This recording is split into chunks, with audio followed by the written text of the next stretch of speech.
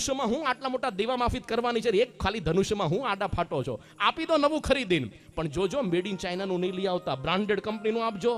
Branded company made in ચાઇનાનું ચાલે તો ચાંદ તક નહીતર કલ તક. એવું શિક્ષણ તંત્ર ચાલતું હોય છે ઘણી વખત. તો આ તો ખાલી આપણે મસ્તીની અંદર કહ્યું, પણ ક્યારેક આપણે ટૂંકમાં આવા ગ્રંથો નથી ભણાવતા, એનું આપણને ખરેખર દુઃખ હોય. હવે સીતા માતા જ્યારે સાસરે પરણીને જતા હતા, એમના માતા સુનૈનાજીએ શું ઉપદેશ આપ્યો છે. એમના માતા સુનૈનાજીએ કીધું કે હે બેટા સીતા, હવે તું આ ઘરમાંથી જઈશ દશરથના ઘરમાં, એટલે હવે આ ઘર તારું નહીં માનતી, એ જ સાચું માનજે. હવે આજથી હું તારી માતા મટી જઈશ, આજથી તું કૌશલ્યાને તારી માતા માનજે. આ જનક તારા પિતા નહીં રહે, આજથી તારા પિતા એટલે કોણ? દશરથ રાજા, એ તારા પિતા. અને રામ તારા પતિ છે, એના સુખે સુખી થજે, દુખી દુખી રહેજે. અરે ગમે તેવા જીવનમાં કષ્ટ આવે, રામની પડખે ઊભી રહેજે. આ ઘરમાં પાછો કોઈ દિવસ પગ મૂકીશ નહીં. કેમ 21 લાખ વર્ષ પહેલાના ગ્રંથો વાંચવાના, આપણને ખબર પડે કે બહેન દીકરીઓને વળાવતી વખતે કેવા ઉપદેશ અપાય. આજે ભારત દેશ બિન સાંપ્રદાયિક છે, આપણને લાગે શું આવા જૂના ગ્રંથમાં ઉપદેશ હોય. આજે આ બધું ભૂલી ગયા છીએ આપણે, એટલા માટે બહુ લગ્ન સંબંધ ટકતા નથી. આજકાલ તો કેવા ઉપદેશ આપે માતા.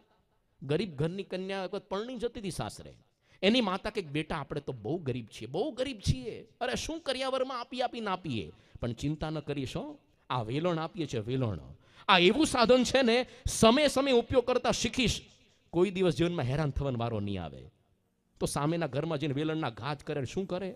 આજકાલ તો સાસુ જ્યારે મોકલે પોતાની કન્યાને, પોતે આવી રીતે બીજે પરણીને, ત્યારે કે જો કોઈથી દબાતી નહીં હો, કોઈથી નહીં, હું તારા પપ્પાથી દબાવું છું, તું કોઈથી દબાઈને રહેતી નહીં, અને બધાને તારા કંટ્રોલમાં રાખજે.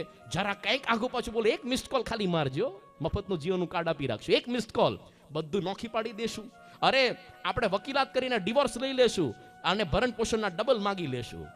આવા તો ઉપદેશ અપાતા હોય છે આજકાલ. તો આ રામાયણ વાંચવું પડે, ખબર પડે આપણને બહેન દીકરીઓને સાસરે મોકલતી વખતે કેવા ઉપદેશ અપાય. હવે સીતા માતા જ્યારે પરણીને આવ્યા છે, અને આ બાજુ સુંદર મજાના દિવસો બધા પસાર થતા ગયા.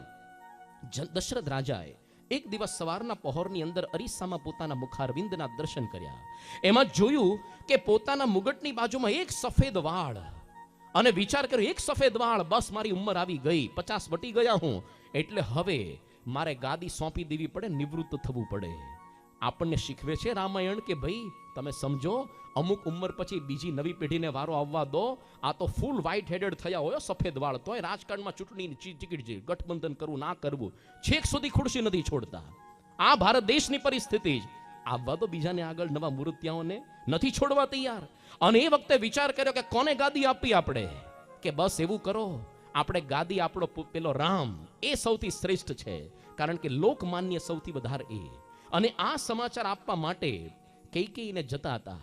ગામની અંદર વાયુ વેગે સમાચાર પહોંચી ગયા, આનંદ કિલ્લોલ થવા માંડ્યો. અરે ધજા પતાકાઓ લાગી ગઈ, કિલ્લાના સ્તંભ રોપાઈ ગયા, અત્તરના પાણી છંટાયા. આટલું સુંદર ખુશીનું વાતાવરણ. હવે એ મંથરાનો પ્રવેશ હવે થાય છે. મંથરા ન હોય તો રામાયણ આખી ફિક્કી પડી જાય. મંથરા પોતે કૈકેયીના મહેલ પર ચડી અને એવું આનંદનું વાતાવરણ જોયું. એને બાજુમાં કૌશલ્યના મહેલ પર એક દાસી બીજી ઊભી હતી. એને કીધું કે હે ધાત્રી, આ કેમ આનંદ ઉત્સવ છે? અને તમને ખબર નથી, આવતીકાલે દશરથ રાજા રામ ભગવાનને ગાદી સોંપી રહ્યા છે. તો પેલી ડઘાઈ ગઈ, ભારે થઈ. એને પોતાની ચિંતા પેઠી કે જો રામ રાજા થશે તો પછી કૌશલ્યા રાજરાણી થશે, અને કૌશલ્યાની જે બધી દાસીઓ છે એનો વટ વધી જશે, અને મારી કોઈ વેલ્યુ નહીં રહે. હું તો કૈકેયીની દાસી છું. એટલે તરત પોતાના અહમ મમત્વને લીધે એ નીચે ઉતરી. અને કૈકેયી તો એ શાંતિથી સૂતી હતી, લાત મારીને ઊભી કરી, એમ ઊભી થાકે જ, કેમ સૂઈ રહી છે? પેલી કે શું વાંધો છે, કે તને ખબર છે આ વોટ્સઅપ બંધ છે તારું, જીઓ 4G નથી ચાલતું, શું છે આ? અરે આ કાલે તો રામ એ રાજા બનવાના છે, અને દશરથ રાજા ગાદી સોંપી દેવાના છે ને. કૈકેયી માતા એટલા રાજી થઈ ગયા, ઓહો આવા સુંદર સમાચાર. ગળામાંથી સોનાનો હાર કાઢીને આપી દીધો, જા, આવા સુંદર સમાચાર ક્યાંથી? મારા માટે તો રામ કે ભરત બેય સમાન છે. અરે રામ તો મારા દીકરા ભરત કરતા મારી સેવા વધારે કરે છે, તો રામ જો રાજા થશે ને એમાં જ મારું ને ભરતનું ભલું થશે. આને તો પાસો અવળો પડી એવું લાગ્યું કૈકેયી પેલી મંથરાને. એને લાગ્યું કે આને તો ચડાવવી પડશે હરખી. કે આ પેલી રડવા માંડી કે કેમ રડે છે તું કેમ દુખી છે? કે મને મારી નહીં તમારી ચિંતા થાય. જો તમે છે ને બહુ ભોળા સ્વભાવના છો, અરે રાજાની કુટિલ નીતિઓની તમને ખબર નથી. શું થશે આમાં? અરે રામ રાજા બનાવી દેશે આ, એટલે કૌશલ્યા રાજમાતા થશે. રાજમાતા થશે, તમારી કોઈ વેલ્યુ નહીં રહે, તમારે કૌશલ્યાની દાસી થવું પડશે. અરે અત્યાર સુધી જેટલા અપમાન કૌશલ્યાના કર્યા છે, વેર સહિત બદલો લેશે. કાં તો તમને જેલમાં પૂરશે ને મરાવી નાખશે. અને જો રાજાને પહેલેથી મનમાં પ્લાનિંગ છે, એટલા માટે તમારા દીકરા ભરતને મામાના ઘરે મોકલી દીધા છે, જેથી કરીને શું એ પોતે હક દાવો ન કરી શકે. અને ચલો એ તો વાત જવા દો આ જન્મની, પણ આના પછી અનેક વર્ષો સુધી તમારા વંશની અંદર કોઈ તમારો દીકરો રાજા નહીં થાય. અરે રામના જ દીકરાઓ બધા એના વંશવેલો ચાલશે. આ તો હું છે ને, મને તમારા પ્રત્યે બહુ પ્રેમ છે ને એટલે હું તમને કહું છું. બાકી તમે તો મને શું ઉપદેશ મારે તમને આપવો? કેવો કુસંગની અસર થાય. શરૂઆતની અંદર કઈ રાજી થયા તક સારું કહેવાય કે રામ રાજા થાય. એક વ્યક્તિનો કુસંગ, કાન કેવા ભંભેર્યા. વાંચો રામાયણ, ખબર પડે કોને કોન્સ્પિરન્સી કહેવાય, ષડયંત્ર. અને ધીરે ધીરે પેલી હાંફવા માંડીઓ, પરસેવો છૂટી ગયો કે એને ગભરાવા માંડી, અંધારાવા માંડ્યા કે ખરેખર તું તો બહુ ડાઈ છો, બહુ રૂપાળી છે. વાંકી ચૂકી હતી છતાંય રૂપાળી દેખાય. એને રૂપાળી વાંદરા જેવી દેખાતી એવું લખ્યું તુલસીકૃત રામાયણમાં. પણ રૂપાળી દેખાય કે તારા જેવી કોઈ હિતે છું નહીં, આમાંથી કેવી રીતે છૂટાય? ઓહો, તમે મને પૂછો છો, તમને બધી ખબર છે છતાંય મને પૂછો. હું કહું છું, જો એવું કરો ને, તમને ખબર છે 2 વરદાન તમે બાકી રાખ્યા છે કે કયા વરદાન? એક વખત દશરથને ત્યાં તમે ગયા હતા યુદ્ધની અંદર, દશરથ ગવાયા. એ વખતે તમે રથ હાંકી નીકળ્યો, દશરથને બચાવી લીધા. અને એ વખતે દશરથ રાજાએ તમને 2 વરદાન માંગવાના કહ્યા હતા. તમે કીધું નાના પેન્ડિંગ રિઝર્વમાં રાખો, ભવિષ્યમાં માગીશ. પેલી યાદ આવી ગયું, બરાબર છે, તો શું માગવાનું? અરે મને હજી પૂછો છો? માગી લો, રામને વનવાસ, તમારા દીકરા ભરતને ગાદી.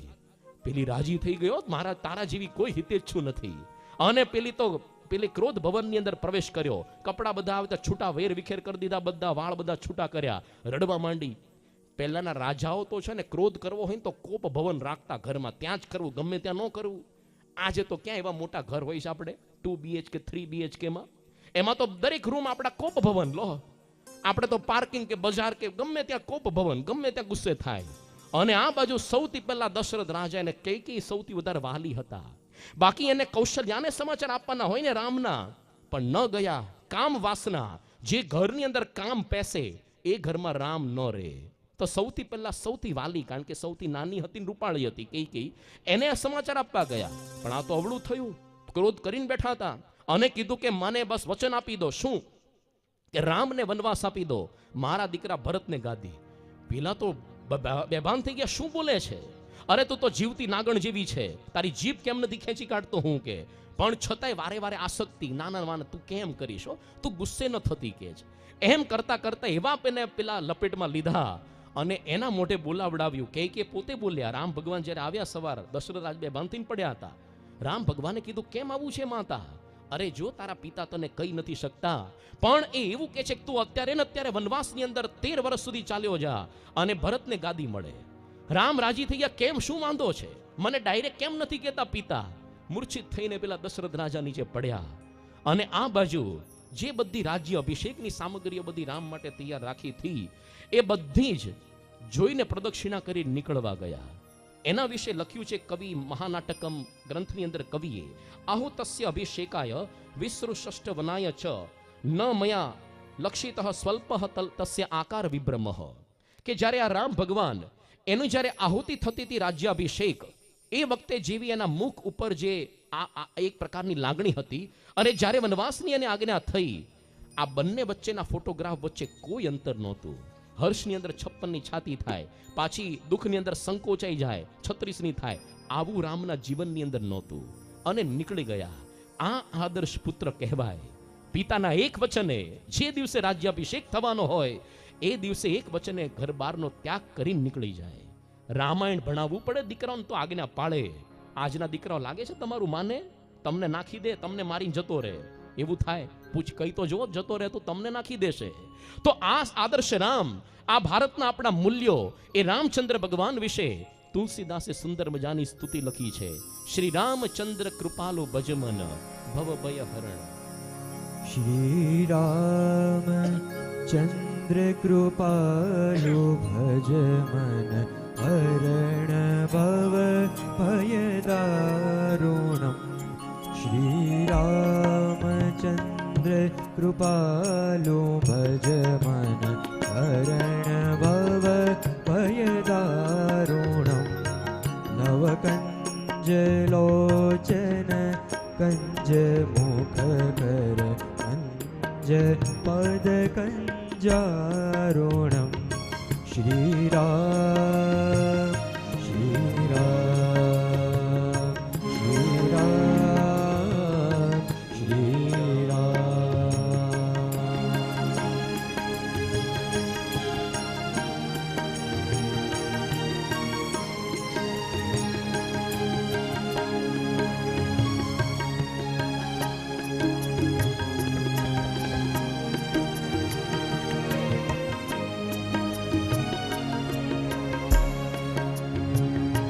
કંદર્પ ગણિત અમિત છબિનવ નીલ નીલજ સુંદરમ કંદર્પ ગણિત અમિત છબિનવ નીલ નીલજ સુંદરમ પતપીત માનહુ કડિત રુચિ સુચિ નૌમિ જનક સુતાવરમ શ્રી રામ શ્રી રામ શ્રી રામ શ્રી રામ.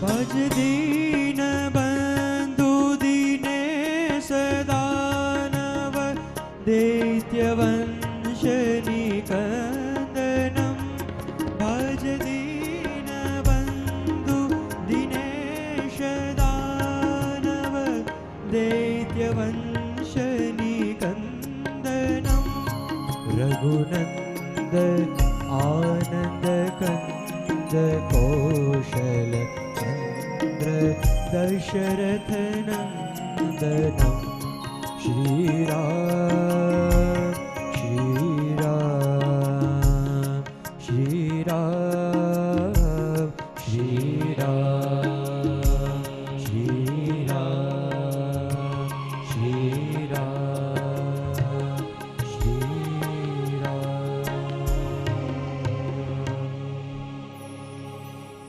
રામ ભગવાનની જ્યારે વનવાસની આજ્ઞા થઈ એ વખતે સીતા માતા સૌથી પહેલા વલ્કલ તો એમણે પહેર્યા. રામ ભગવાને સમજાવ્યું કે હે દેવી, તમે જનક રાજાના પુત્રી છો, અરે જંગલના કષ્ટનો અનુભવ નથી. અને સીતા વિશે તો એવું લખાયું છે તુલસીકૃત રામાયણમાં, ચિત્ર લિખિત કપી અપી ડેરાતી. વાંદરો ચિત્ર્યો હોય ચિત્ર એનાથી ડરતી. અરે તમે વંદાથી આ વાંદરાથી ડરો છો. જંગલમાં ખબર છે સિંહ હાથી પેણ ગેંડા આ બધા આવશે. અરે જમીન ઉપર પગ નથી મૂક્યો ત્યાં તમારે એમ નામ ચાલવું પડશે, કાંટા કાંકરા વાગશે, ત્યાં કઈ સારા ભોજન ખાવા નહીં મળે, અરે કંદ મૂળ ખાવા પડશે નહીં, મશરૂના ગાદી ગલે છે બધા મળે, પણ તમારે ભોંય પથારી કરીને સૂવું પડશે. હું તમને આજ્ઞા કરું છું કે અહીંયા રહો. આજકાલની તો પહેલાથી ના પાડે તું જતો રે, કહીશ નહીં મનાવવાનું સાથે, કહીશ તોય નહીં આવું. પણ સીતા માતા કે છે શું કહો છો તમે, મને લલચાવો છો? અરે ખબર છે હું કોની પુત્રી છું? જનકની પુત્રી છું, જાનકી. મારા ઘરની અંદરથી માતા પિતાએ પતિવ્રતા સ્ત્રીનું શિક્ષણ પ્રાપ્ત કરીને મોકલી. મને ખબર છે કોઈ પણ આદર્શ પતિવ્રતા સ્ત્રીનું સ્થાન એના પતિની બાજુમાં હોય. અરે ગમે તેટલી સ્વર્ગ જેવી અયોધ્યા હોય પણ તમે ન હો તો મારા માટે નરક સમાન છે. અને જંગલમાં ગમે તેટલા કષ્ટ પડશે, તમે જો સાથે હશો તો એ મારા માટે સ્વર્ગ સમાન છે. આ સીતા માતાના શબ્દો ચાલી નીકળ્યા. સીતા તો ગયા. હવે લક્ષ્મણજીની ઈચ્છા હતી કે હું તો દાસ કહેવાઉં તમારો, અખંડ તમારી સેવામાં રહીશ. તો એમણે કે રામ ભગવાને કીધું તમારા પત્નીને પૂછી આવો ઉર્મિલાજીને. ઉર્મિલાજીને પૂછવા ગયા. ઉર્મિલાજી કે બહુ રાજી છું હું તો, તમે જાઓ જ, પણ એવું કરજો કે તમે જરાય મારું ચિંતન નહીં કરતા 14 વર્ષ દરમિયાન, નહીતર સીતા અને આ રામની તમે સેવા નહીં કરી શકો. આજકાલની કોઈ પત્ની એવું કે તમારા ભાઈને મોકલી દો ને એને મારી નાખો, જાઓ, તમે હું કામ હેરાન થાવ છો? પણ આ આદર્શ સીતા પત્ની પેલી. હવે આ બાજુ રામ ભગવાન તો ગયા, વિરહની અંદર દશરથનું મૃત્યુ થયું છે. ભરત પોતે સમાચાર સાંભળીને વાયુ વેગે પોતે પધાર્યા છે મામાના ઘેરથી, અને ખબર પડી કે મારી માતે આવું ષડયંત્ર કર્યું. કૈકેયીએ બહુ ઉત્સાહથી સમાચાર આપ્યા, બેટા આ અયોધ્યા સુન્ન એટલા માટે દેખાય છે કે જો તારા માટે નિષ્કંટક માર્ગ કરી દીધો, બેટા તું રાજગાદી ભોગવ. રામને વનવાસની અંદર મોકલી દીધા. રાજી ન થયા ભરતજી, બહુ સારું કર્યું, માતા આવું જ કરવા જેવું હતું. એને કીધું તને હવે દુષ્ટ વિચાર ક્યાંથી આવ્યો? અરે તારા પેટે જન્મ લીધો એ જ મોટું મારું દુર્ભાગ્ય કહેવાય. ખબર પડી કે આ બધી આ ષડયંત્ર કરનારી પેલી છે મંથરા. તો શત્રુઘ્ન તો ચોટલો પેકડી ખેંચવા ગયા, ઘસડી અને પેલી બૂમાબૂમ કરવા માંડી, ખૂંદ ઉપર લાત મારી એક. ત્યારે ભરતજીએ કીધું કે છોડી દે શત્રુઘ્ન, શું વિચારીને મારે છે? મને તો આ મારી સગી માતાને મારી નાખવાનો વિચાર આવે છે, પણ એક વિચારથી પાછો વળું છું. શું? કે જો હું આને મારીશ કૈકેયીને, રામ રાજી નહીં થાય, રામ મારી સાથે નહીં બોલે. એક રાજીપાના વિચારથી મારતા અટક્યા. શું સંબંધો છે ભાઈ ભાઈના, પણ એટલું તો કર્યું, આજીવન માતાનું મુખ નથી જોયું કૈકેયીનો, અને ત્યાગ કરી દીધો. આ સાચા ભાઈ ભાઈના સંબંધો કહેવાય. અને પછી તો ભરતજી પોતે ગયા રામ ભગવાનને પાછા લાવવા, અને કહ્યું કે તમારા વગર રાજપાટ નહીં ભોગવી શકું, પાછા આવી જાઓ. પિતા તો ધામમાં ગયા, વચન ફોક કરી દો. ત્યારે કહ્યું કે નહીં, રઘુકુલ રીતિ સદા ચલી આવી, પ્રાણ જાય અરુ વચન ન જાય. એક વખત પ્રણ આપ્યું, એ વચન કોઈ દિવસ પાછું નહીં ઠેલાય. ભલે પિતા ગયા ધામમાં, હું પાછો નહીં આવું. ભરત કે વાંધો નહીં, તમારી પાદુકા આપજો. પાદુકા લઈને નંદીગ્રામમાં પધરાવી, શાસન ત્યાં રહીને કર્યું. આ બાજુ ધીરે ધીરે રામ લક્ષ્મણ જાનકી પોતે જઈ રહ્યા છે. બની એવું કે શૂર્પણખા આવી અને સીતા માતા એને મારવા માટે ગઈ, કારણ કે રામ સાથે પરણવું હતું. નાગકોન વિહાણી એને કરી, અને ખર દૂષણની સાથે યુદ્ધ થયું. 14,000 સૈનિકોને બધાને જનસ્થાનની અંદર માર્યા છે. અને આ બાજુ રાવણ પાસે ઓલી ગઈ શૂર્પણખા. તમને ખબર છે? તમે અહીંયા બેઠા બેઠા ખબર જ નથી. અરે આ સીતા તમારા યોગ્ય છે, તમે કેમ નથી લઈ આવતા એને? તો ત્યાં બેઠા બેઠા એને ઈચ્છા થઈ કે ચલો આને પકડવા જવી. એટલે ગયો મારી પાસે રાવણ. એક કામ કર, તું છે ને મૃગનું સ્વરૂપ ધારણ કર. પેલો કે ભાઈ સાહેબ મને આમાં ઇન્વોલ્વ ન કરો, કારણ કે એક વખત છે ને આ વિશ્વામિત્ર યજ્ઞમાં હાડકા નાખતો હતો, રામે એક બાણ એવું માર્યું 14 યોજન દૂર ફેંકાણો હતો હું. તને ખબર છે? આ ભૂલી જા કે ના ના તું નહીં કરીને તો મારીશ તને. પેલો કે આમે મરવું એના કરતા આ રામના હાથે મરવું સારું છે. સુવર્ણ મૃગનું સ્વરૂપ ધારણ કરીને આવ્યો. કેવું સુંદર મૃગ હતું આ! આખી એની ચામડી સોનેરી કલરની, ઉપર ચાંદીની ટીબકડીઓ, એટલું સુંદર પોતે હતું ત્યાં. અને સીતા માતાને લોભ જાગ્યો કે હે રામ, આનું ખાલ મને ચામડી લાવી આપો. રામ ભગવાને સમજાવ્યા, દેવી આ અસુરોની માયાજાળ કહેવાય, આવું મૃગ ન હોય, નહીં લાવી જ આપો. અને સીતા માતાની સ્ત્રી હઠની સામે રામને ઝૂકવું પડ્યું છો. ભલભલાનું નથી ચાલું તો આપણું ચાલવાનું છે, સમજી રાખવાનું ગૃહસ્થ હોય. સ્ત્રી હઠની સામે રામ ભગવાનનું નથી ચાલ્યું, તમારું કંઈ જ નહીં ચાલે. તો રામ ભગવાને જવું પડ્યું, પણ લક્ષ્મણને આદેશ આપતા ગયા કે હે લક્ષ્મણ, તું સીતાને સાચવજે. આ બાજુ મારી છે દૂર જઈને બૂમ પાડી, હે રામ, હે લક્ષ્મણ, મને તમે બચાવો. અને રામના અવાજમાં સીતા માતાએ લક્ષ્મણજીને કહ્યું કે જો મારા પતિ રામ દુખી થાય છે, બચાવવા જાઓ. લક્ષ્મણજી સમજ્યા, તમને ખબર છે રામ ભગવાન મર્યાદા પુરુષોત્તમ છે, અરે અસુરોની માયાજાળ છે. સીતા માતા પોતે ધુઆ પુઆ થવા માંડ્યા અને ન કહેવાના વચન કહ્યા. તમે અનાર્ય છો, કુળ કલંક છો. આ વાલ્મીકી રામાયણના શબ્દ એક્ઝેક્ટ. અને તમને એવું લાગે છે કે મારા પતિ રામ મરે હું તમને પરણું? મારા પતિ સંકટમાં છે, હું તમને વધારે વાલી લાગુ છું ને? અરે ઝેર ખાઈને મરીશ, પર્વત ઉપરથી પડીશ, અરે અહીંયા નદીની અંદર હું પડી જઈશ ડૂબીને, પણ તમને કોઈ દિવસ નહીં પરણું. જાઓ બચાવવા માટે. જે લક્ષ્મણજીએ આટલા વર્ષો સુધી સગી ભાભીનું મુખ નહોતું જોયું, એને ન છૂટકે આવા વેણ માર્યા.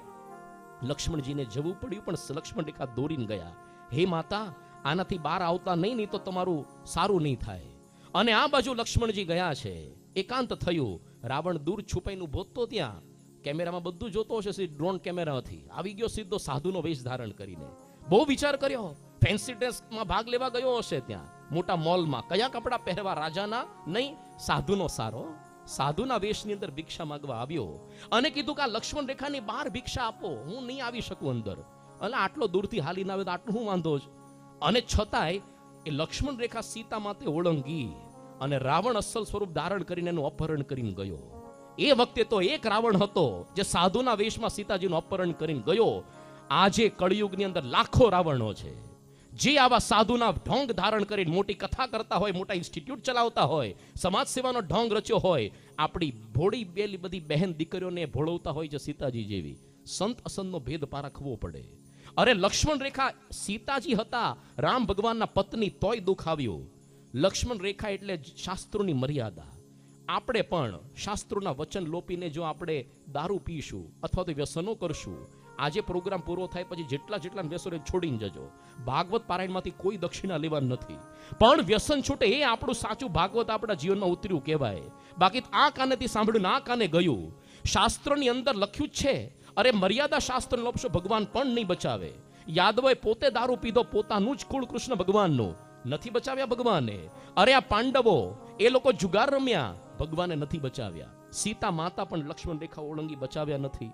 અને સીતા માતાનું અપહરણ થયું પછી રામ ભગવાને જે જબરજસ્ત આ પ્રકારે વિરહ ધારણ કર્યો, એકદમ ગાંડા જેવું સ્વરૂપ. અરે નદી ઝરણાને પૂછે મારી સીતા જોઈ કે નહીં, પેલા પંખીઓને પૂછે. આટલું ગાંડ પણ થયું. એ વખતે બન્યું એવું કે આકાશમાંથી શંકર ભગવાનને પાર્વતી પોઠિયા પર બેસીને જતા હતા. પોઠિયો બાય એર પણ ટ્રાવેલ કરતો હતો. એટલે એ વખતે શંકર ભગવાન એ હાથ જોડવા માંડ્યા, આ મારા ઈષ્ટ દેવ વિષ્ણુનો અવતાર રામ. પાર્વતી કે તમે કોને કહો છો? આ તો રામ ગાંડિયું છે. અરે પોતાના બૈરા પાછળ કોઈ આ લોકોનો માણસ ગાંડો ન થાય. જુઓ તો ખરા, પશુ પંખીને પૂછે છે, ઝરણાને પૂછે, પર્વતને કે મારી સીતા જોઈ કે નહીં. ત્યારે શંકર ભગવાને કીધું કે દેવી તમે ભૂલા પડો છો, આ તો મનુષ્ય સ્વરૂપ છે, આ તો માનવ લીલા મનુષ્ય ચરિત્ર કરી રહ્યા છે. નહીં એમનામ નહીં, પરીક્ષા કરીને પછી તપાસ કરીશ. જો સીતા કીધું પાર્વતી આમાં પરીક્ષા ન હોય, ભૂલા પડો છો, નહીં પરીક્ષા કરીશ જ. એટલે એ વખતે પછી શું આણે વિચાર્યું પાર્વતીજીએ, આ વ્યક્તિ પોતાની પત્ની સીતા પાછળ આટલા ગાંડા છે, તો હું એવું કરીશ, વચ્ચે સીતા માતાનું સ્વરૂપ ધારણ કરીને ઊભી રહીશ, મને જોશે ને રડતા તો બંધ થશે. શંકર ભગવાને એને ચેતવ્યા, વોર્નિંગ આપ્યો કડક શબ્દોમાં કે ભાઈ આ નહીં કરતા આવું, છતાં પણ ગયા. શંકર ભગવાન તો પોઠિયાને સ્ટેન્ડ બાયમાં કરીને એક જગ્યાએ ધ્યાનસ્થ બેસી ગયા ઝાડની નીચે. બસ આ જન્મે આની સાથે સંબંધ પૂરો થઈ ગયો. અને આ બાજુ પાર્વતી સીતા માતાનું સ્વરૂપ ધારણ કરીને રસ્તા વચ્ચે ઊભા. આગળથી સૌથી પહેલા લક્ષ્મણ આવ્યા, હે સીતે રડતા રડતા. જેવા સીતાને જોયા, મૂળ પાર્વતી પણ સીતાના સ્વરૂપમાં એકદમ દૂર ખસી ગયા. એને ખબર પડી ગઈ કે જુદી પ્રકારની ફિલ્મ છે, લેટ રામ ડિસાઈડ, એને આવવા દો. અને રામ ભગવાન આવ્યા ગાંડા કાઢતા કાઢતા. પાર્વતી હરખાતા હતા કે મને સીતાના સ્વરૂપમાં જોશે ને રાજી થશે, રડતા બંધ થશે. પણ જેવા આવ્યા, હે સીતે રડતા રડતા, અને જોયા પાર્વતીને સીતાના સ્વરૂપમાં, એકદમ હાથ જોડી દીધા. ઓ માતા, કેવા ભાગ્ય કહેવાય તમારા આજે દર્શન થયા. પિતાજી કેમ નથી સાથે આવ્યા? કેમ તમે વનમાં એકલા ફરો છો? અને પાર્વતી ભોંઠી પડી ગઈ, એક શબ્દ ન બોલી પાછી જતી રહ્યો. હું તો આને રામ ગાંડિયું સમજું છું. અરે દુનિયાની બધી ભાન પડે છે આને. અને શંકર ભગવાને કીધું ચલો હેંગરમાંથી બહાર કાઢો આપણે પોઠિયા એરવેઝ, પાછા આપણે જઈએ ફ્લાઇટમાં. કે સોરી, આ જન્મે તમારી સાથે સંબંધ પૂરો થઈ ગયો. કારણ કે સીતા તો મારા માતા કહેવાય, તમને એમનું સ્વરૂપ ધારણ કર્યું, તમારી સાથે માં જેવો વ્યવહાર. એટલે માં જેવો તો શું કરવાનું? આ દેહ પાડી દો, આવતા જન્મે બીજા જન્મે તમારી સાથે મેરેજ થશે. તો એ દેહ પાડી દીધો. કારણ કે થોડાક દિવસ પછી પોતાના પિતા દક્ષ પ્રજાપતિ કનખલમાં યજ્ઞ કર્યો, અને ત્યાં સતી બળી મુવા, સોરી, પહેલા જન્મમાં સતી તરીકે હતા આદ્ય શક્તિ. પછી પોતે પાર્વતી, પર્વતની પુત્રી મેનાવા, પર્વત હિમાલય અને મેનાવતીની પુત્રી પાર્વતી એટલા થયા. અને આ જન્મ પાડીને ત્રીજા જન્મે ફરીથી પાછા શંકર ભગવાનની સાથે પોતે પરણ્યા. પણ ભગવાનની અંદર મનુષ્ય ચરિત્ર, એની અંદર પણ દિવ્ય ભાવ રાખવો પડે.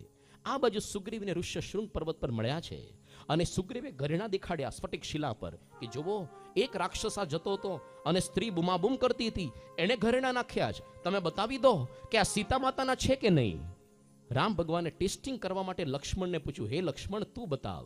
લક્ષ્મણે કહ્યું, નાયમ જાનામી કેયુરે નાયમ જાનામી કુંડલે નુપુરશ્ચૈવ જાનામી નિત્યમ પાદાભિ વંદનાથ. કે હું સીતા માતાના મસ્તક પર પહેરવાના ઘરેણા કેયુર કુંડલ નથી જાણતો, રોજ ખાલી પગને સ્પર્શ કરું છું, મોઢું નથી જોયું મેં, એટલે નુપુરમ ચ એવ જાનામી, આ પગના ઝાંઝરને જ ઓળખું છું. કેવો જબરજસ્ત સંયમ કહેવાય. આપણા દીકરાઓને આ ભણાવવું પડે, ખબર પડે. અરે જંગલમાં બે પુરુષો એકલા ને એક સ્ત્રી એકલી, 13 વર્ષ સુધી સગી ભાભીનું મોઢું ન જોવે. આજે નવરાત્રીમાં કેવું જાત જાતનું બધું ષડયંત્ર થતું હોય છે. પણ આપણા દીકરાઓને એટલે શીખવાડ કોને સંયમ કહેવાય. આ ભારતની સંસ્કૃતિ, એના આપણો વારસ છીએ, એના સંતાનો આપણે છીએ.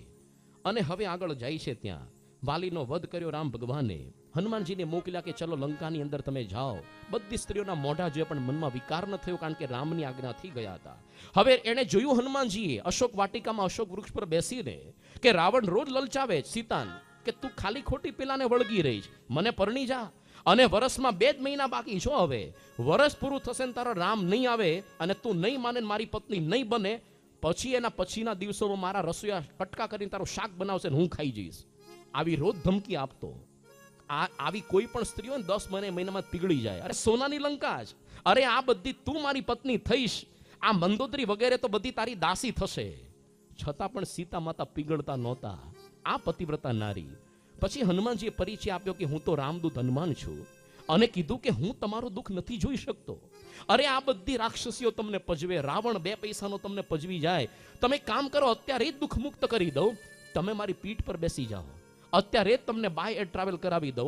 આ સામે છેડે લંકાથી, શ્રીલંકાથી ઇન્ડિયામાં લઈ જાઓ, કન્યાકુમારી બાજુ, રામેશ્વર બાજુ. ત્યાં તમે શંકા ન કરશો કે હું તમને ઉપાડી શકીશ કે નહીં, કારણ કે એક જ સિંગલ જર્નીમાં, એક જ ફ્લાઇટમાં આવેલો છું, કૂદી નહીં. એ વખતે સીતા માતા શું બોલ્યા કે હું પતિવ્રતા નારી છું, મારાથી જાણી જોઈને પર સ્ત્રી પર પુરુષનો સ્પર્શ ન થાય. અરે જ્યારે રાવણ મને ઉપાડી લાવ્યો એ વખતે હું પરવશ હતી, ન છૂટકે એણે મારો સ્પર્શ કર્યો.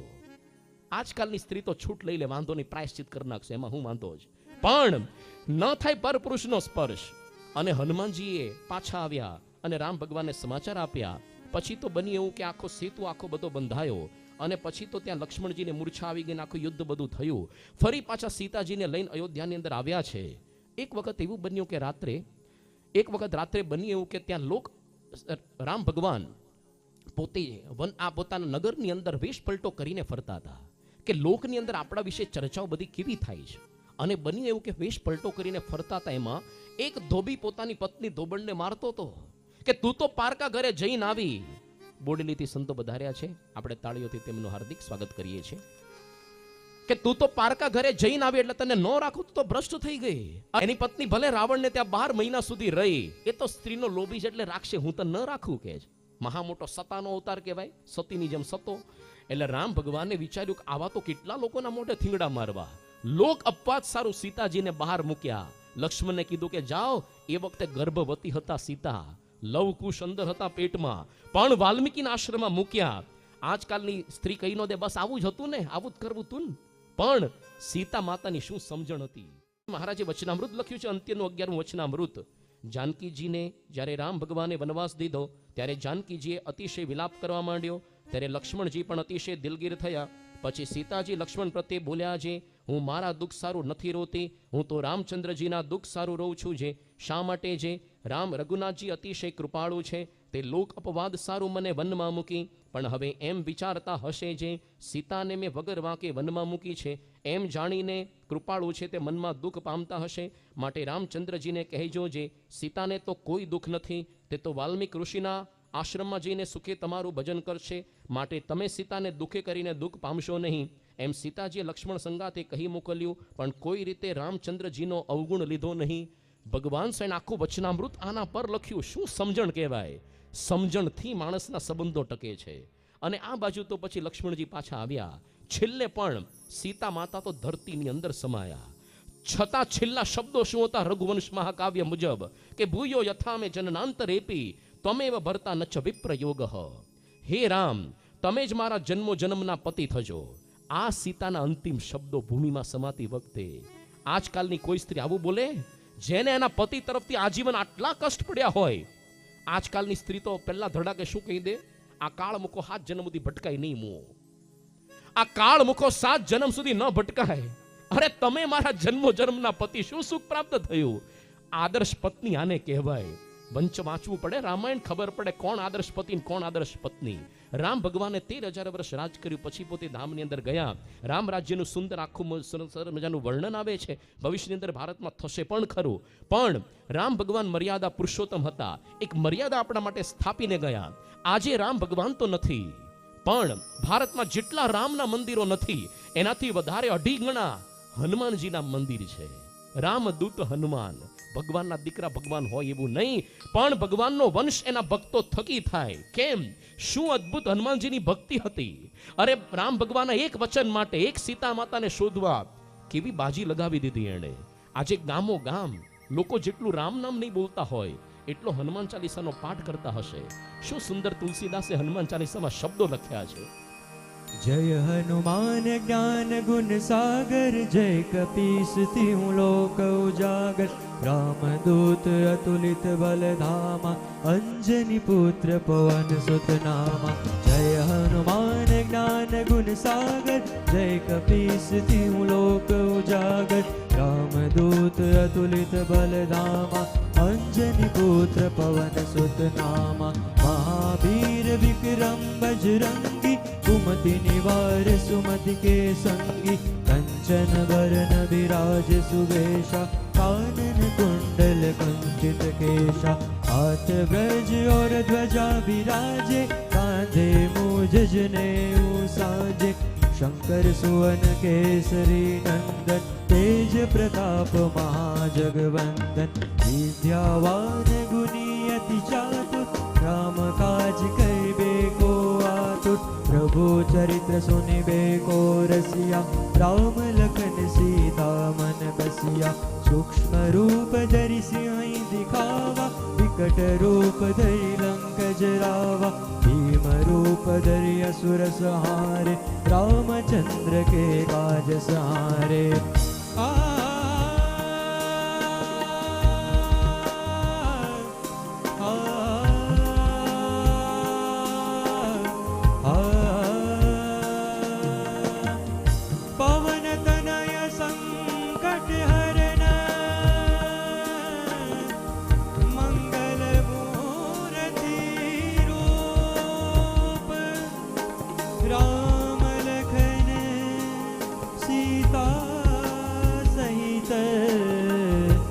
बसहूँ सूरगु, सियावर रामचंद्र की जय। पवन सुत हनुमान की जय, बोलो भाई सब संतन की जय। सियावर रामचंद्र की जय, पवन सुत हनुमान की जय। पवन सुत हनुमान की जय, पवन सुत हनुमान की जय। આ રીતે નવમ સ્કંદનું આખ્યાન પૂરું થયું. હવે ભાગવતનું જે હૃદય કહેવાય, સમગ્ર ભાગવત એ ભગવાન શ્રીનાથજીનું સ્વરૂપ છે. એમાં જુદા જુદા સ્કંદ એ જુદા જુદા અંગો, પણ દશમ સ્કંદ એ ભગવાનનું હૃદય કહેવાય, હાર્દ રૂપ છે. અહીંયા કૃષ્ણ ચરિત્રનો અહીંયાથી પ્રારંભ થાય. ભાગવતની રચના કેમ થઈ? પ્રથમ સ્કંદની અંદર આપણે વાત કરી હતી પ્રથમ દિવસે કે વેદ વ્યાસ ભગવાને તો 17 પુરાણો પરોક્ષ દેવી દેવતાના રચ્યા હતા, પણ પ્રગટના ચરિત્રોનું ગાન નહોતું કર્યું. એટલા માટે નારદજીએ કહ્યું કે તમે અત્યારે પ્રગટ કૃષ્ણ એના ચરિત્રો રચો. એના માટે સ્પેશિયલ ભાગવત પુરાણ નામનો ગ્રંથ લખ્યો. પણ એમાં છેક છેલ્લા સ્કંદોમાં આ દશમ સ્કંદની અંદર કૃષ્ણ ચરિત્ર મૂક્યા. કેમ એટલા દૂર? કારણ કે કૃષ્ણ ચરિત્રની અંદર બહુ જ મર્મ છે, અત્યંત રસાળ છે, એમાં ભક્તિ છે. આ ભક્તિ કેળવવી હોય, આપણે આત્મસાત કરવી હોય તો આપણે પાત્રતા કેળવવી પડે. એમનામ કૃષ્ણ ચરિત્રમાં પ્રવેશ ન મળે. એટલા માટે આગળના જેટલા 9 સ્કંદ, એમાં પૂર્વના જે અવતાર, એ વખતના ભક્તો એની ગાથાઓ લખી. આ બધું સાંભળીએ તો ભક્ત હૃદય થઈએ અને પછી આ દશમ સ્કંદની અંદર આપણને પ્રવેશ પ્રાપ્ત થાય. ભગવાનના અવતારો ભારતમાં ઘણા છે. 3 મુખ્ય છે. રામ ભગવાન, જેમણે આપણને મર્યાદા શીખવી, મર્યાદા પુરુષોત્તમ. અને લીલા પુરુષોત્તમ એવા કૃષ્ણ ભગવાન, જેણે આપણને પ્રેમ શીખવ્યો. અને પૂર્ણ પુરુષોત્તમ નારાયણ, સર્વોપરી એવા ભગવાન સ્વામિનારાયણ, જેણે પ્રેમ અને મર્યાદા બંને આપણને શીખવ્યા. રામના ચરિત્રો એનું અનુકરણ કરાય, કૃષ્ણના ચરિત્રોનું અનુકરણ નહીં, એ કહે એમ કરાય. રામે કર્યું એ પણ કરાય, કહ્યું એ પણ કરાય. કૃષ્ણના રાસલીલા ન કરાય, જેલ ભેગા થવાય. પણ એણે જે કહ્યું છે એ કરાય. ભગવાન સ્વામીનું તો બંને કરાય. એમણે કહ્યું એ પણ અને કહ્યું છે, કર્યું છે એ પણ. તો આ જે દશમ સ્કંદ વિશે ભગવાન સ્વામિનારાયણે લખ્યું છે શિક્ષાપત્રી ગ્રંથની અંદર કે આ જે દશમ સ્કંદ એ અમારું ભક્તિ શાસ્ત્ર છે. અને વચનામૃત ગ્રંથ મધ્યના 64 ની અંદર ભગવાને લખ્યું કે કૃષ્ણ ભગવાનના ચરિત્ર ભાગવત પુરાણના દશમ સ્કંદને વિશે સંપૂર્ણ કહ્યા છે. માટે ઉદ્ધવ સંપ્રદાયને વિશે અમે આ સ્કંદને અતિશય પ્રમાણભૂત એ કર્યો છે. શ્રીજી મહારાજે તો બ્રાહ્મણોને આજ્ઞા પણ કરી છે શિક્ષાપત્રીમાં કે ભાગવત પુરાણનો જે દશમ સ્કંદ નિત્ય પ્રત્યે આદર થકી સાંભળવો, અથવા વર્ષો વર્ષ એક વાર સાંભળવો. અને જે પંડિત હોય એને નિત્ય પ્રત્યે વાંચવો, અથવા વર્ષો વર્ષ એક વાર વાંચવો. કેમ? કારણ કે સંપ્રદાયની પુષ્ટિ કેવળ ભગવાનના લીલા ચરિત્રના ગ્રંથથી જ થાય.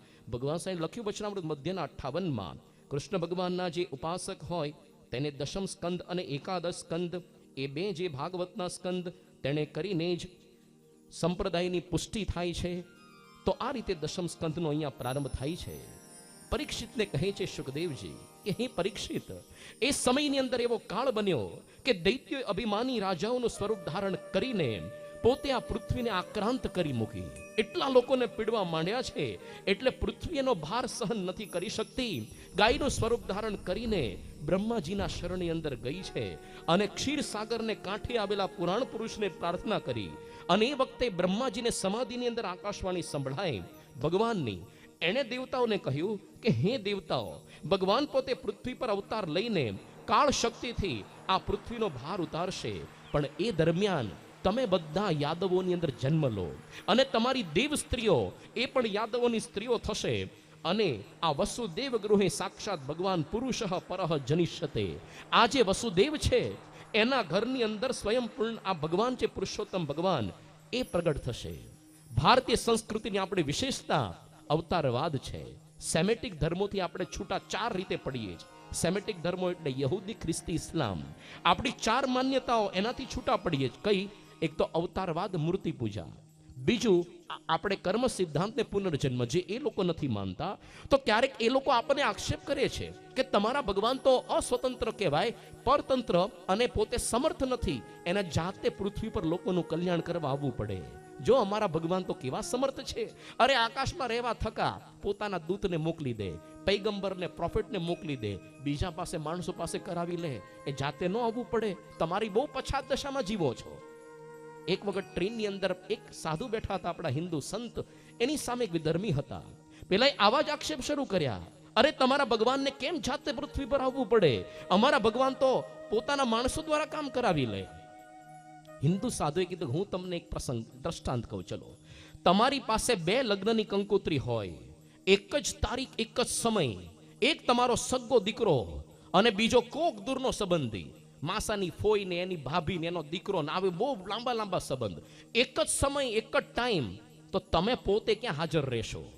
પેલો કે ભાઈ મારા સગ્ગા દીકરાના લગ્નમાં જાતે હાજર રહેવું પડે, પણ તમારા દૂરના સંબંધી ખોટું નહીં લાગે કે ત્યાં તો મારો માણસ જી આવે ને તોય પતી જાય, મોઢું દેખાડી આવે. ત્યારે પેલા હિન્દુ સાધુએ કહ્યું, અમારા ભગવાને અમને પોતાના સગ્ગા દીકરા સમજ્યા છે અને તમને બધાને કેવા માને છે ને તમારે સમજી લેવાનું. જાઓ, અરે આપણા ભગવાન અસ્વતંત્ર નથી, અસમર્થ નથી. ભગવાનની પાસે સામર્થ્ય હોવા છતાં ભગવાન સાહેબે લખ્યું છે વચનામૃત ગ્રંથમાં કે ભગવાનનો અવતાર ધર્યાનું એક જ પ્રયોજન છે, જે કાર્યાણીનું 5મું વચનામૃત, પોતાના પ્રેમી ભક્તોને લાડ લડાવવા. એટલા માટે કૃષ્ણ ભગવાને ગીતામાં લખ્યું, યદા યદા હિ ધર્મસ્ય ગ્લાનિર્ભવતિ ભારત અભ્યુત્થાનમ ધર્મસ્ય તદાત્માનમ સૃજામ્યહમ. અરે આપણી સંસ્કૃતિ પર કેટલા આક્રમણો થયા પણ કેમ અડીગ રહી? કારણ કે એના રક્ષણહાર સ્વયં ભગવાન છે. ભારતની અંદર અનેક અવતારો થયા છે. ભાગવત ગ્રંથમાં જ લખ્યું છે, અવતારા યસંખ્યેયાહ, અવતારો અસંખ્ય છે. હવે આ બધા અવતારોના અવતારી કોણ? ભગવાન સાહેબ લખ્યું મધ્યના 13મા વચનામૃતમાં, એ અક્ષરાતીત જે પુરુષોત્તમ ભગવાન તે જ સર્વે અવતારોનું કારણ છે અને સર્વે અવતાર પુરુષોત્તમમાંથી પ્રગટ થાય છે અને પાછા પુરુષોત્તમને વિશે લીન થાય છે. તો સર્વ અવતારના અવતારી પુરુષોત્તમ નારાયણ છે. હવે આપણા ભારત દેશમાં ક્યારેક દશાવતારની અંદર આપણે માન્યતા ધરાવીએ છીએ, ક્યારેક 24 અવતારની અંદર, પણ ભાગવતમાં સ્વયં લખ્યું છે અવતારા યસંખ્યેયાહ, અસંખ્ય અવતાર. એમાં આ જે કૃષ્ણ અને બલરામ એ કોના અવતાર છે? ભાગવતના દ્વિતીય સ્કંદના 7મા અધ્યાયના 26મા શ્લોકમાં લખ્યું છે કે આ દૈત્યોના સમૂહથી પીડાતી પૃથ્વી, એનો ભાર હરવા માટે ભગવાને કલયા, કળા અવતાર, સીત કૃષ્ણ કેશઃ, સીત એટલે સફેદ વાળથી બલરામ થયા, કાળો વાળ એનાથી કૃષ્ણ થયા. ટૂંકમાં એ પુરુષોત્તમ ભગવાનના અંશાવતાર એવા આ જે કૃષ્ણ અને બલરામ થયા છે. બને છે એવું ત્યાં કે શુરસેન કરીને રાજા પોતે ત્યાં રહેતા મથુરાની અંદર અને પ્રદેશોનું રાજ કરી રહ્યા છે. એક વખત એમના પુત્ર વસુદેવના લગ્ન દેવકીજીની સાથે થયા અને દેવકી જ્યારે પોતે રવાના થાય છે રથની અંદર બેસીને, એ વખતે ઉગ્રસેનનો પુત્ર કંસ, આ એની કાકાની દીકરી હતી, બહેન. એટલા માટે પ્રસન્ન કરવા માટે દેવકીને સ્વયં જ્યારે રથનો સારથી બન્યો છે અને ઘોડાઓની લગામ જ્યારે એને પકડીને રથ હાંકી રહ્યો હતો, એ વખતે અચાનક કડાકા ભડાકા થયા, આકાશવાણી થઈ અને આકાશવાણીએ સંબોધન કર્યું કે હે મૂર્ખ, જેને તું રથની અંદર બેસાડીને લઈ જઈ રહ્યો છે, એ જ દેવકીનો 8મો ગર્ભ તને મારશે, તારો કાળ બનીને આવશે. આકાશવાણી જ્યારે કંસે સાંભળી, અત્યાર સુધી તો ઘોડાની રાશ પકડીને એકદમ પ્રેમ ભાવથી પોતાની બહેનને લઈ જતો હતો, હવે તો સીધી તલવાર કાઢીને ચોટલો પકડીને માથું જ કાપી નાખું કે છે. પેલા વસુદેવ પગમાં પડ્યા કે શું કરો છો? અરે આની અંદર એક તો વિવાહનો શુભ પ્રસંગ છે, આવું ન કરાય. બીજું આ સ્ત્રી છે અને વળી તમારી બહેન, આમાં કેવી રીતના મારી શકો? છતાં પણ પેલો એનાથી પાછો હટ્યો નહીં. એટલા માટે વસુદેવે યુક્તિ કરી, એક કામ કરો, તમને આમનાથી તો ભય નથી ને, એના પુત્રો થકી તમને ભય છે, તો જેટલા અમારા પુત્રો થશે બધા તમને લાવી આપીશ, તમે એને મારજો પણ આને છોડી દો.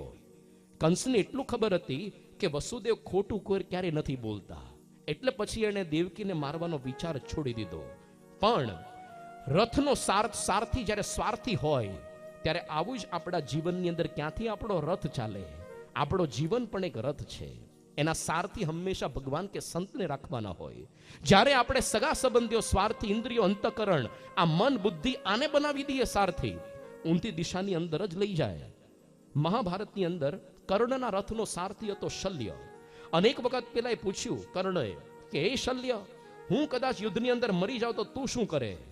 કે હું તો ઘર ભેગો થઈ જાઉં તમને યુદ્ધભૂમિમાં ફેંકીને. અલા આવો સારથી ડ્રાઈવર કામનો શું કામ? અને આવી જ વાત એક વખત કૃષ્ણ ભગવાન, આ અર્જુને કૃષ્ણ ભગવાનને કહી કે હે કૃષ્ણ ભગવાન, હું કદાચ આ યુદ્ધ ભૂમિની અંદર મરી જાઉં તો તમે શું કરો? કૃષ્ણ ભગવાન કે શું કહે છે તું? હું તને મરવા જ ન દઉં, જા, હું એમનામાં આવ્યો છું અહીંયા. અરે પાર્થસ્તુ આત્મા ધનંજય, રથનો સારથી. કઠોપનિષદમાં સુંદર રૂપક દ્રષ્ટાંત છે કે આપણું શરીર એક રથ છે, ઇન્દ્રિયો એના ઘોડા છે, મન એની લગામ છે, બુદ્ધિ એની સારથી છે. આ બધા વિવેક વગરના જ, પણ ભગવાનને સંતના હાથની અંદર જ આ લગામ સોંપવી પડે, તો જ આપણું ગાડું હળવે હળવે ચાલે. બાકી તો ઉબડ ખાબડની અંદર ક્યાંય ફંટાઈ જાય એ ખબર ન પડે. એક ભક્ત કવિએ સુંદર મજાના કાવ્યની અંદર લખ્યું છે, मैं तो लगाम दीदी हाथ हरि ने, मैं तो लगाम दीदी हाथ हरि ने, हरि चाहे पार उतारो रे, हरि हळवे हळवे हंकारो, मारू गाडू भरेल भारी, मारो गाडू भरेल भारी, के हरि हळवे हळवे हंकारो, मारो गाडू भरेल भारी, मारो गाडू भरेल भारी. भाई रे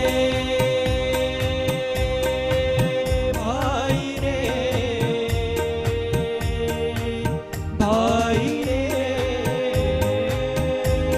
रे भाई रे.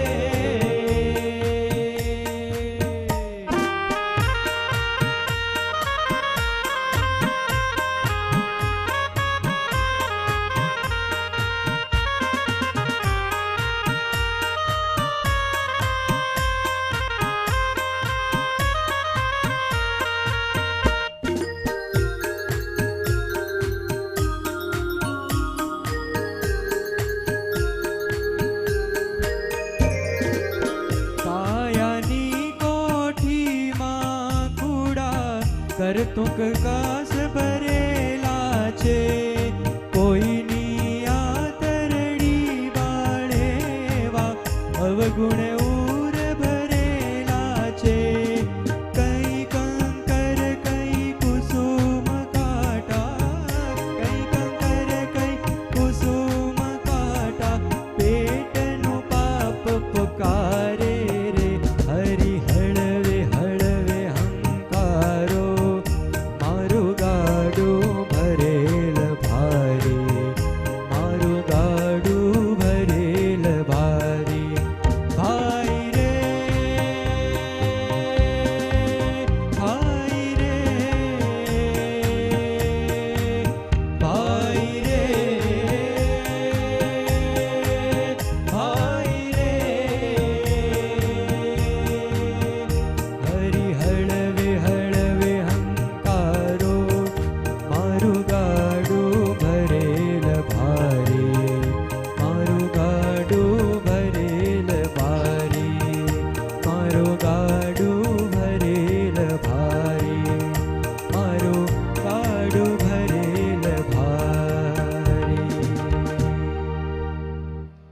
દેવકીના રથનો સારથી જ્યારે સ્વાર્થી કંસ બન્યો અને મારવાનો પ્રયત્ન કર્યો, વસુદેવજીએ કહ્યું કે મારા પુત્રોને લાવીને આપીશ, અને એ વચન એમને પાળ્યું.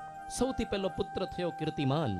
એને લાવીને જ્યારે કંસ સમક્ષ મૂક્યો, કંસ એને નાનકડા શિશુને જોઈને હસવા માંડ્યો કે આ તો કેવો નિર્દોષ ભલો ભોળો બાળક છે, અરે આ મને ક્યાંથી મારશે, જાઓ જાઓ જાઓ જાઓ, આને નથી મારવો. વસુદેવજી પાછો લઈ આવ્યા. આ બાજુ બન્યું એવું, એક વખત નારદજી ફરતા ફરતા આવ્યા મથુરામાં અને કહ્યું કંસને, હે કંસ, તને ખબર છે આ વ્રજની અંદર જે ગોવાળો છે એની સ્ત્રીઓ આ બધા દેવતાઓને દેવતાઓની સ્ત્રીઓ છે. આને સ્પેશિયલ ભગવાન આ વસુદેવના ઘરે પધારશે તારો કાળ બનીને, અને તને એ ખબર નથી આઠમો પુત્ર આગળથી ગણવો પાછળથી, કોઈ પણ આઠમો પુત્ર હોય. અને આની ફીસી ચડી ગઈ અને પહેલા તો દેવકીને છૂટી મૂકી હતી, પાછા કેદ પોતે કરી લીધી. આપણને થાય કે નારદજીએ નારદ વેડા કેમ કર્યા, થાય કે નહીં, શાંતિથી જીવવા દેવું જોઈએ ને. પણ સંતના કાર્યની અંદર શંકા કરવાની ન હોય. નારદજીને ઉપકાર કર્યો હકીકતમાં, એટલા માટે એને કાન ભંભેરણી કરી, કારણ કે જેથી કરીને જેમ જેમ એના દીકરાઓને મારે પાપનો ઘડો વધારે ભરાય અને જલ્દીથી કંસનો નાશ થાય તો પૃથ્વીનો ભાર ઓછો થાય, લોકોને શાંતિ થાય. ક્યારેક સ્થૂળ રીતે કોઈ પણ વસ્તુ જોઈને, ચરિત્ર જોઈને શંકા ન કરવી, એની પાછળનો મર્મ જાણવો પડે. હવે બન્યું એવું, વસુદેવ દેવકીને જેલની અંદર એમને વાસ થયો છે. જો ભગવાનના પોતાના માતા પિતાને પણ થાય, એટલા માટે લખ્યું છે સંત કવિએ, હરિજન થઈને હાણ વરદ સુખ દુઃખ મનમાં ન ધારીએ. જુઓ વસુદેવ દેવકી બંદરયા, બહુ કાળે બંધન દૂર થયા. જુઓ વસુદેવ દેવકી બંદરયા, બહુ કાળે બંધન દૂર થયા. હરિ પુત્ર તોય મહા દુઃખ સયા. હરિજન થઈને, હરિજન થઈને આણ વરદ સુખ દુઃખ મન માનવ આરીએ. દેવકીને એક પછી એક 6 બાળકોને કંસે મારી નાખેલા છે. હવે જ્યારે 7મા ગર્ભની અંદર ભગવાન શેષ પોતે પધારે છે, જેને અનંત કહેવાયા છે, એ વખતે જ ભગવાને યોગ માયાને આજ્ઞા કરી છે, હે દેવી, તું અત્યારે એવું કર, આ વસુદેવની સ્ત્રી રોહિણી નંદના ગોકુળમાં છે, તું ત્યાં જા અને ત્યાં ગર્ભની અંદર જે શેષ ભગવાન, તું બહાર એને કાઢ. દેવકીના ગર્ભમાં જે શેષ ભગવાન છે એને બહાર કાઢી લે, રોહિણીના ગર્ભની અંદર મૂકજે, અને ત્યાર પછી તું આ પરિપૂર્ણ દેવકીના પુત્ર થકી હું જન્મ લઈશ. તું નંદની સ્ત્રી યશોદાના ઉદર થકી જન્મ લેજે. પૃથ્વી પર તારા શક્તિ, દુર્ગા, શારદા, અંબિકા આવા બધા નામો તારા પડશે. ભગવાનની આજ્ઞાથી યોગ માયા હવે પૃથ્વી પર આવી છે અને દેવકીજીનો ગર્ભ લઈને રોહિણીજીના ગર્ભની અંદર પધરાવી દીધો. લોકો બધા ડઘાઈ ગયા, આ દેવકીનો ગર્ભ નષ્ટ થઈ ગયો. એ વખતે વિશ્વાત્મા ભગવાન વસુદેવના મનની આગળ આવ્યા, દર્શન આપ્યા, અને વસુદેવે પોતાના મન થકી જ દેવકીજીના ગર્ભને વિશે મૂક્યા છે. દેવકીજીના ગર્ભની કાંતિ અત્યંત દેદીપ્યમાન થઈ. કોઈ પણ સ્ત્રીના ગર્ભમાં બાળકો એટલે કાંતિમાન થાય. આ તો સ્વયં ભગવાન આવ્યા, વધારે તેજ ઉઠી નીકળ્યો. કંસ રોજ જોવા આવતો, ખબર પડી કે હવે આ વધારે પોતે રૂપાળી તેજસ્વી દેખાવા માંડી. નક્કી મને મારનારો કાળ વિષ્ણુ અનાદિનો દુશ્મન આવ્યો લાગે છે. બસ હવે તો રાત દિવસ કંસને આ જ વિચાર આવવા માંડ્યો. પોતાના કાળ રૂપે કૃષ્ણ કંસ એ દેખાવા માંડ્યા. કંસને જરાક વળે ઝબકીને જાગી જતો રાતના અંધારામાં, એને કૃષ્ણની મૂર્તિ દેખાવા માંડતી. ખાતા પીતા નાતા ધોતા હંમેશા એની વૃત્તિઓનો તદાકાર આ રીતે થઈ ગયો. પણ દેવકીને મારવાનો વિચાર નહોતો કરી શકતો. કેમ? કારણ કે જેના ગર્ભની અંદર, જેના ઉદરમાં કે જેના શરીરની અંદર ભગવાનનો વાસ હોય, તેને દર્શન માત્રથી શાંતિ થઈ જાય. એટલા માટે એને મારી નહોતો શકતો. હવે બનેલું એવું છે કે બ્રહ્મા વગેરે મુનિઓ દેવતાઓ આવ્યા છે દેવકીની પાસે અને ગર્ભની અંદર એમણે સ્તુતિ કરી છે. બન્યું એવું કે હવે જ્યારે બરાબરનો સમય થયો છે અને રોહિણી ચંદ્ર જ્યારે રોહિણી નક્ષત્રમાં આવ્યો છે, નક્ષત્રો, ગ્રહો અને તારાઓ બધા અનુકૂળ થયા છે, દિશાઓ બધી સ્વચ્છ થઈ છે અને આકાશ નિર્મળ થયું છે. આ નગરો અને ગામડાઓની અંદર જ્યારે મંગળ વર્તાઈ રહ્યું છે, નદીઓના પાણી કલકલ કરતા વહેવા લાગ્યા, નિર્મળ થયા. સરોવરની અંદર શોભાઓ વધવા માંડી. શીતળ સુગંધીમાન પવન પોતે વાયુ વાવા માંડ્યો અરે સ્વર્ગની અંદર દુંદુભીના નાદ થવા માંડ્યા, કિન્નરો અને ગાંધર્વો બધા ગાયન કરવા લાગ્યા, સિદ્ધો સ્તુતિ કરવા લાગ્યા છે. દેવતાએ પુષ્પની વૃષ્ટિ કરી, ચારે બાજુ ઘોર ગર્જના થવા માંડી, ઘન અંધારું હતું. અને એ વખતે જન્માષ્ટમીના દિવસે, શ્રાવણવદી અષ્ટમીના દિવસે દેવકીના ગર્ભ થકી ભગવાન કૃષ્ણનો પ્રાદુર્ભાવ થયો. બોલો કૃષ્ણ ભગવાનની. પણ હજી આપણે જન્મોત્સવ ઉજવવાનો નથી ને તો કંસ આવીને મારી નાખશે. આ જેલમાં જન્મ છે, જન્મોત્સવ ગોકુળમાં થશે ત્યાં સુધી પહોંચાડવાના જ. એટલે પછી બન્યું એવું કે એ વખતે ભગવાને ચતુર્ભુજ સ્વરૂપ ધારણ કરીને દર્શન આપ્યા. દેવકીજીએ સ્તુતિ કરી, હે ભગવાન, મનુષ્ય સ્વરૂપ ધારણ કરો, આ ચતુર્ભુજ સ્વરૂપ મારાથી નથી જોઈ શકાતું. ભગવાન પાછા નાના બાળક સ્વરૂપે પોતે થયા. ભગવાન જ્યારે આપણી સાથે આપણી જેવા થાય તો જ આપણને આનંદ આવતો હોય છે. આપણને લાગે કે ભગવાનનો કેમ જન્મ કારાવાસમાં થાય. ભગવાને પોતે લખ્યું છે, કૃષ્ણ ભગવાને, જન્મ કર્મ મેં દિવ્યમ એવ યો વેતિ તત્વતઃ, જે મારા જન્મને કર્મને દિવ્ય માને. ભગવાન એટલે કારાવાસ, જેલમાં જન્મ્યા. કારણ કે જેલમાં જન્મ્યા એટલે તરત એ જેલના દ્વાર ખુલ્યા. તો આપણે બધા જીવ પ્રાણી માત્ર વસુદેવ જેવા છીએ, સંસાર રૂપી કારાગરમાં બંધાઈ ગયા છીએ. આપણી વચ્ચે જ ભગવાન પ્રગટ થાય અને જલ કાતરના માછલાની જેમ આપણને માયામાંથી, જેલમાંથી, સંસાર રૂપી જેલમાંથી મુક્ત કરે. બાકી ભગવાન જ્યાં સુધી પ્રગટ ન થાય ત્યાં સુધી આપણી મુક્તિ ન થાય. વસુદેવ ભગવાનની પ્રેરણાથી પોતાના પુત્રને લઈને પ્રસૂતિ ગૃહમાંથી બહાર નીકળવાની જેવી ઈચ્છા કરી. એ જ સમય બનેલું એવું છે કે ત્યાં ગોકુળની અંદર નંદ પત્ની યશોદાના ગર્ભ થકી યોગ માયાનો જન્મ થયો. અને આ યોગ માયાએ બધા જ દ્વારપાળ મથુરાના નગરજનો ચેતના હરી લીધી. બધા અચેત બનીને સૂતા. કારાગૃહના દરવાજા એ બધા બંધ હતા. પણ હવે જીવા કૃષ્ણ ભગવાનને ખોળામાં વસુદેવે લીધા છે, દરવાજાની નજીક જીવા પહોંચ્યા છે અને આપોઆપ આ બધા દરવાજા ખુલ્યા. ભગવાનને હાથમાં લો, એનું શરણું સ્વીકારો, આપોઆપ તમારા સંસારના બંધનો છૂટે. બહાર તો એવું ભયંકર મેઘલી રાત હતી અને વરસાદ વરસી રહ્યો હતો. એ વખતે મંદ મંદ ગર્જના બધી થતી હતી, ઝરમર ઝરમર વરસાદ. શેષ નાગપોતે આવી ગયા ફણ માંડીને, કારણ કે એમણે પણ વિચાર કર્યો કે આના પહેલાના જન્મની અંદર રામાવતારમાં હું ભગવાનનો સેવક લક્ષ્મણ રૂપે હતો, આ સંકર્ષણ, તો આ જન્મે પણ મારે ભગવાનની સેવા તો કરવી જ પડે, ભલે હું મોટો ભાઈ કહેવાવ, પણ ભગવાન તો એ છે કે નહીં. તો આ બાજુ વસુદેવ એને જ્યારે ભગવાનને હાથમાં લીધા છે એ વખતે દરવાજા ખુલી ગયા અને પોતે યમુનાજીમાંથી પસાર થઈને ગયા. યમુનાજી ઓટોમેટિક માર્ગ આપી દીધો, કારણ કે એમણે વિચાર કર્યો કે આ નાનકડો બાળક એ જો મારું રૌદ્ર સ્વરૂપ અત્યારે જોશે તો ભવિષ્યમાં રમતા ગભરાશે. માર્ગ આપી દીધો અને ત્યાં આગળ ગયા, ક્યાં નંદના ગોકુળમાં. અને ત્યાં આગળ પણ યશોદાજીને પ્રસવ તો થયો હતો, પણ અત્યંત પીડાથી પોતે સૂતા હતા. એને ખબર નહોતી કે મને પુત્ર થયો કે પુત્રી. આ બાજુ એક્સચેન્જ કરી દીધા, કૃષ્ણને ત્યાં મૂક્યા, પેલી યોગ માયાને લઈને પોતે આવી ગયા. અને જેવા અયોધ્યાની અંદર આવ્યા, જેવા પ્રવેશ કર્યો મથુરાની અંદર, ઓટોમેટિક જેલના દરવાજા બંધ થઈ ગયા.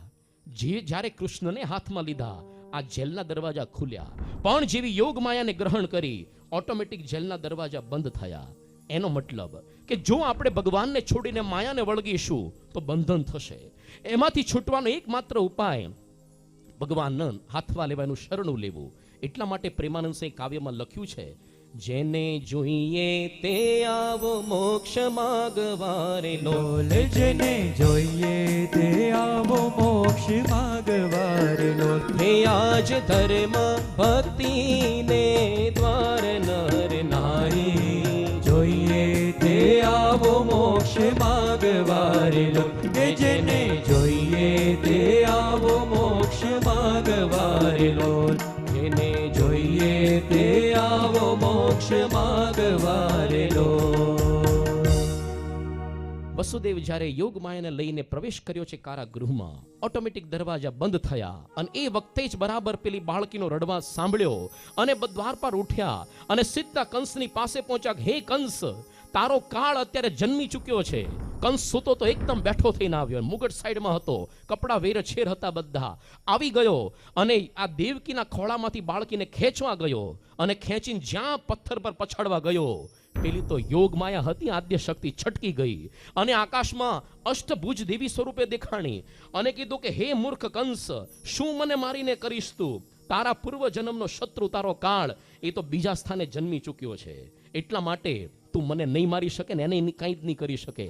આ બાજુ પેલી તો અદ્રશ્ય થઈ ગઈ અને પેલો તો ચિંતામાં આવી ગયો, પશ્ચાતાપ થયો, રડવા માંડ્યો વસુદેવ દેવકીની પાસે કે મેં કેટલા બધા કુકર્મ કર્યા, અરે નિર્દોષ તમને આ કારાગૃહની અંદર બંધન કર્યા, મારા હું ખબર નહીં કયા દુઃખ મારે ભોગવા પડશે ને કયા નરકની અંદર જઈશ.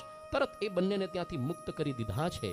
હવે કંસ પોતે મહેલની અંદર ગયો, રાત્રિ પૂરી થઈ, સવારમાં આખી કેબિનેટ મીટિંગ બોલાવી, લોકસભા, પાર્લામેન્ટ, રાજ્યસભા, પોતાના જેવા બધા અસુરો ભેગા કર્યા અને વિચાર રજૂ કર્યો કે મારો કાળ જન્મ્યો, શું કરવું. આ બધા શંબરાસુર વગેરે એવી જ નકટાની નાદ ભેગી થઈ હતી. એને પારો ચડાવ્યો, એવું કરો, આ વિષ્ણુની જડ કાઢી નાખો, પણ એવું કરો, અમને આદેશ આપો, આ સર્ક્યુલર વટહુકમ બહાર પાડો, અત્યારે 10 દિવસના જેટલા નાના ટાબરિયા જન્મ્યા બધાને ખલાસ કરી દઈએ, પણ ત્યાં સુધી એવું કરો વિષ્ણુનું પોષણ પણ ન થાય ને એવું કરો.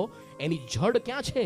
જ્યાં આગળ ગો પૂજન થાય ગાયનું, જ્યાં આગળ વેદનો પાઠ થાય, અરે જ્યાં આગળ યજ્ઞ થાય, મંદિરો રચાતા હોય, જ્યાં સંતોની પારાયણો થતી હોય, ત્યાં વિષ્ણુ ભગવાન વસે છે. તમે આ સર્ક્યુલર બહાર પાડો, ફતવો, આ બધાનો નાશ કરી દઈએ. અને કંસે આવું કર્યું અને આ લોકોએ સંપૂર્ણ સંસ્કૃતિનો નાશ કર્યો. ઘણી વખત આપણને થાય આપણા ભારત દેશમાં કેવી કમઠાણ બેઠી છે. અરે બિન સાંપ્રદાયિક દેશની અંદર બિન સાંપ્રદાયિકતાના નામે તુષ્ટિકરણ સંપૂર્ણ, હિન્દુઓની 200% ઉપેક્ષા અને બીજા બધા વિધર્મીઓની 100% આ પ્રકારની બધી તુષ્ટિકરણ, બધા કાયદા એના તરફી થતા જાય. મંદિરો આપણે હિન્દુઓના સરકાર હસ્તક થતા જાય. પેલા સમા ઓડિટ જ ન થાય મદ્રેસામાં કે પેલા મસ્જિદની અંદર. અરે કેટલી આપણી છોકરીઓ લવ જેહાદની અંદર બધી ફસાય. આપણા જ હિન્દુઓ શાસ્ત્રો સંતોનું ખંડન કરવા માંડે. અરે મોટી મોટી ફિલ્મો બને, પીકે ઓ માય ગોડ, એક વિધિ વિધાનનું ખંડન થાય. એવા પ્રવચનકારો ફૂટી નીકળે કે મંદિરોની જરૂર નથી, અરે એકાદશી તો કરાય જ નહીં, હું તો એકાદશી દિવસે દાળ ભાત ખાઉં છું. આ કથાકારો બોલે. આપણને લાગે શું બેઠું છે આપણી સંસ્કૃતિનું, શું હિન્દુ ધર્મ નષ્ટ થશે? આ પહેલી વખત નથી બન્યું. આપણી સંસ્કૃતિ નષ્ટ કરવાના પ્રયત્નો આસુરી શક્તિઓ અનાદિકાળથી કર્યા જ. આ કંસે તો આનાથી ભયંકર કર્યું હતું, બધું નષ્ટ કર્યું, પણ ભગવાનની કૃપા એવી, એનો ભાણિયો જ ભગવાન તરીકે જન્મ્યો અને કંસનો જ નાશ થયો. અરે સૂરજની સામે રજ નાખશો, તમારી આંખની અંદર આવી પડશે. આ સંસ્કૃતિને કોઈ આંચ નહીં આવે, તમારી આંખમાં ધૂળ પડવાની. તો આ બાજુ કંસથી કંઈ વળ્યું નહીં. હવે ગોકુળનું આખું આખ્યાન શરૂ થાય છે. ગોકુળની અંદર તો હવે જ્યારે સવાર પડી છે અને એ સવારની અંદર રાત્રે તો કોઈને ખબર નહોતી કે કોણ જન્મી ગયું, પણ હવે જ્યારે સવાર પડી, નંદ બાબા જાગ્યા અને નાઈ ધોઈને પવિત્ર થયા. એણે જોયું કે અહીંયા યશોદા થકી જન્મ્યો છે, એક બાળક જન્મ્યો છે.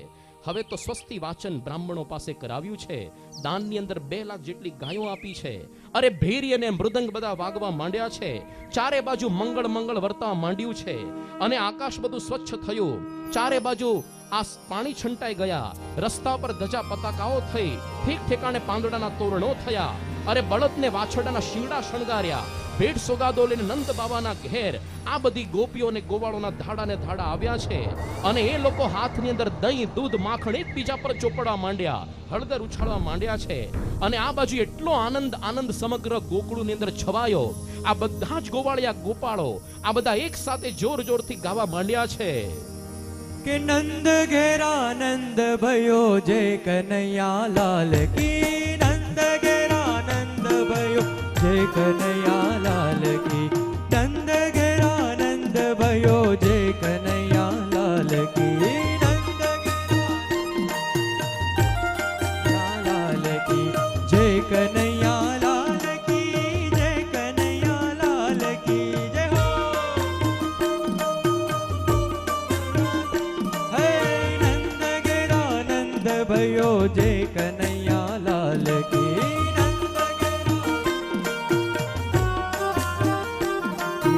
गोकुल में शोर भयो जय कन्हैया लाल की,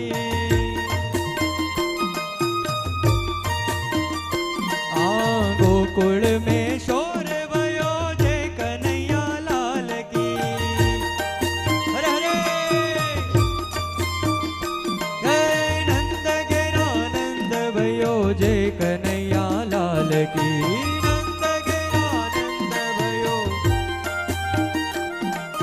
जय हो नंदलाल की, जय यशोदा नंद की, जय हो नंदलाल की, जय यशोदा नंद की.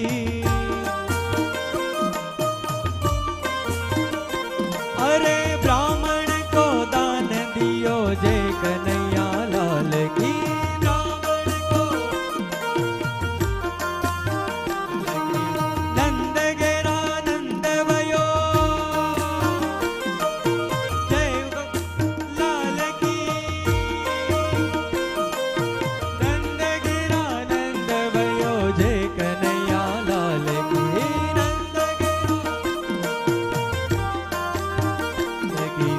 गोकुल में शोर भयो जय कन्हैया लाल की हरे लाल की गोकुल में शोर भयो जय कन्हैया लाल की के नंद घेरा नंद भयो जय कन्हैया लाल की नंद घेरा नंद भयो लाल की ब्राह्मण को दान दियो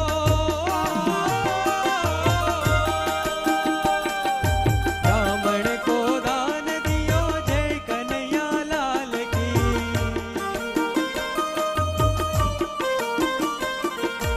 नंद घेरा नंद भयो जय कन्हैया लाल की लाल जय हो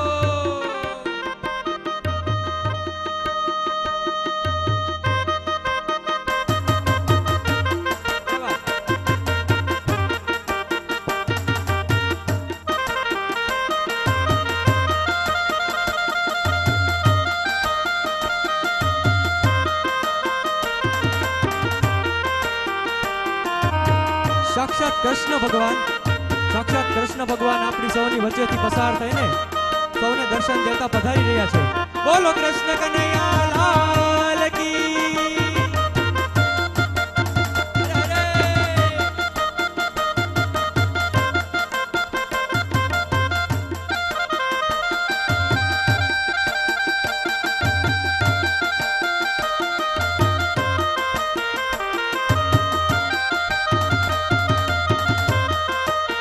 बोलो कृष्ण कन्हैया लाल की जय हो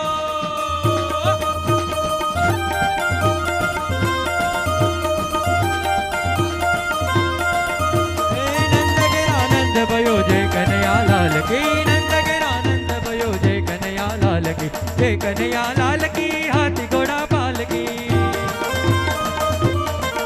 हाँ जय कन्हैया लाल की हाथी घोड़ा पाल की नंद घेरा नंद भयो जय कन्हैया लाल की नंद घेरा नंद भयो हे जय कन्हैया लाल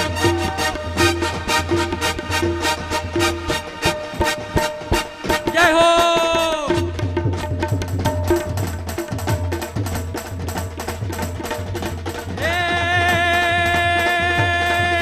आषाढ़ उचारम मेघमलारम बनी बहारम जलधारम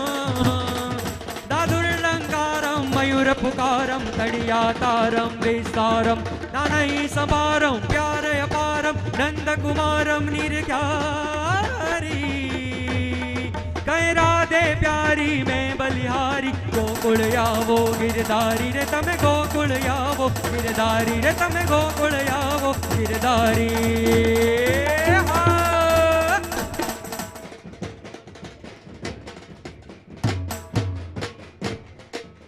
આજે ચતુર્થ દિવસની પારાયણમાં કૃષ્ણ જન્મોત્સવ રંગે ચંગે ઉજવ્યો છે.